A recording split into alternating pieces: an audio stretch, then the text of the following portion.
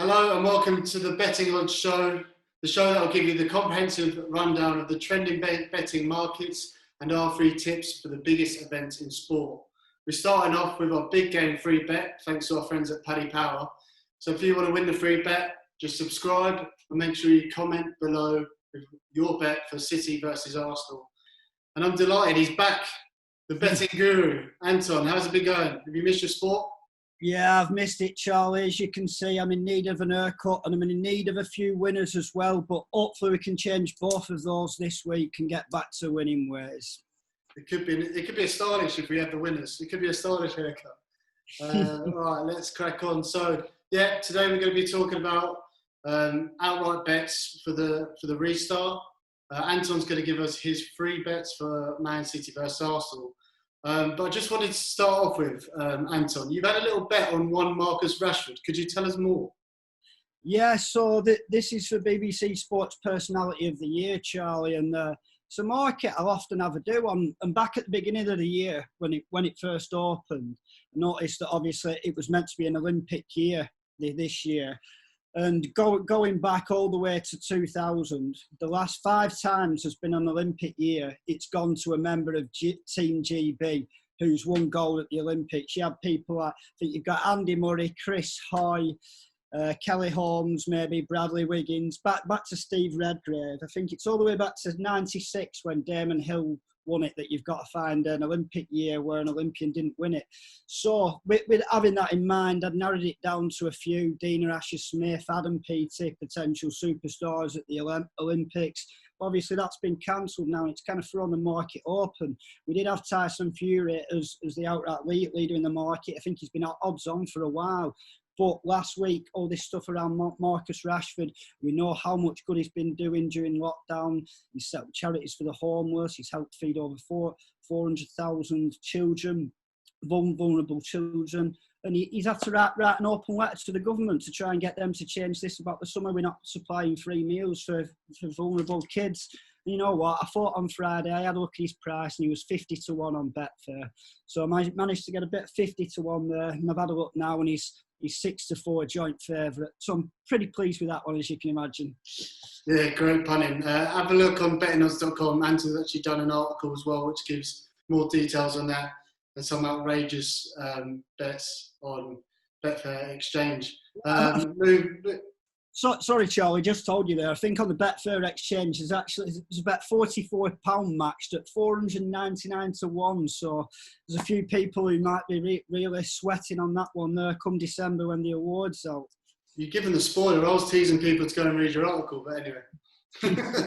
the Premier League returns tomorrow. We're buzzing. And Anton has got 3 tips for Man City versus Arsenal. Take it away.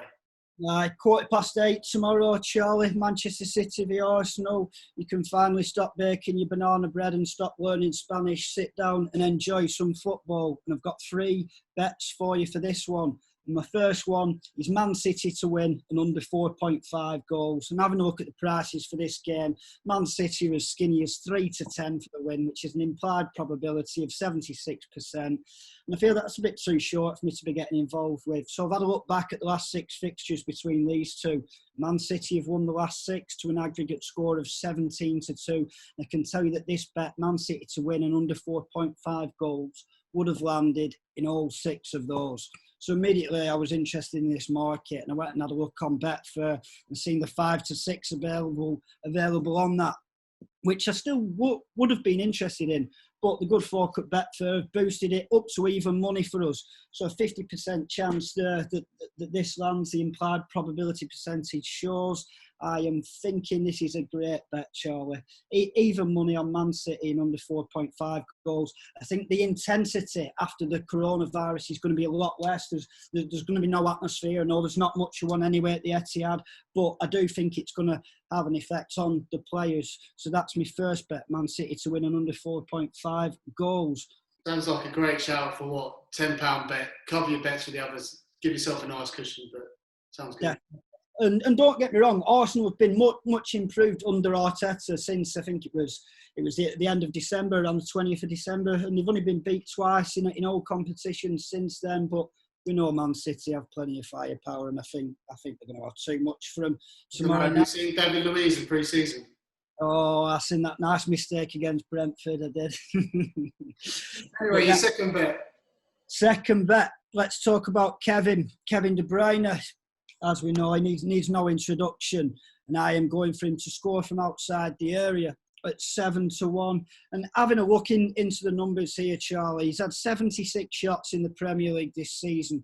45 of those have been from outside the area. That's a whopping 58% of his shots that are coming in from outside the box. So for me, this is the market I want to be involved with here. He's averaging 2.9 shots a game in the league, 1.7 of those being from outside the box. And at 7-1, I feel this is a fair price, and one, again, I'd be happy to get involved with. My third and final selection for you for this game is a bit of a long shot, and it's 50-1. It involves 2 players to be carded and 1 player to have 2 or more shots on target. And Anthony Taylor's going to be reffing this, and there's only one referee, Charlie, who's dished out more yellows in the league this season than Anthony Taylor. Do you know who that is? It's got to be Mr. Michael Dean, and I know how many yellow cards he's given out.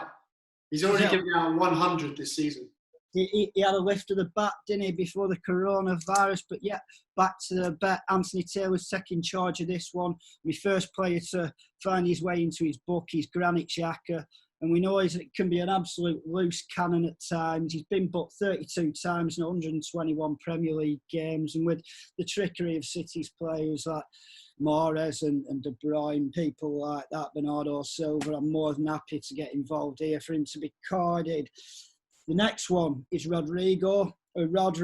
He's had 7 yellows in the league for Man City this season, which is as more than any other player. I think Ilkay Gundogan has had 7 as well. And I've been having a look at his stats around fouls, and this one, he does lead the way for Manchester City in terms of fouls. He's averaging 1.3 every 90 minutes, more fouls given away than any other City player. Pep knew what he was doing when he was bringing him in.